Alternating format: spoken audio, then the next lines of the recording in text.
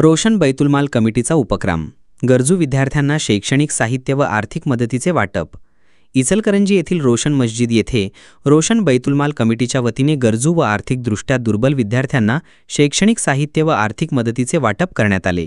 दरवर्षीप्रमाणे यावर्षीही या उपक्रमात अनेक विद्यार्थ्यांना मदतीचा हात देण्यात आला। विशेषतः काही निवडक विद्यार्थ्यांना गरजेनुसार धनादेश देऊन आर्थिक मदतही करण्यात आली।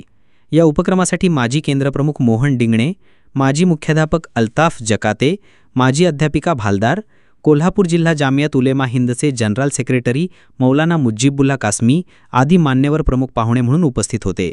याशिवाय ॲडव्होकेट रियाज बांदार, स्टेट बँकेचे मॅनेजर प्रशांत डिंगणे, वसीम कमलीवाले, मुसा अली मुल्ला, शाहनूर कमल शाह, मेहबूब शेख, इलाई मुजावर, नसीर मोमीन, परवेज कलावंत यांचाही सहभाग लाभला।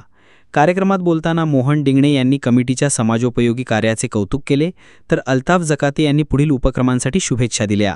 या यशस्वी उपक्रमामध्ये अध्यक्ष मोबिन मुजावर यांच्यासह सरफराज खलीफा, आलम सरजे खान, जुबेर मांगलेकर, अझहर संजापुरे, सोहेल खाटिक, हारून मोमीन यांनी मेहनत घेतली। या कार्यक्रमाचे सूत्रसंचालन शाहनूर कमालिया यांनी तर आभार प्रदर्शन सरफराज खलीफा यांनी केले।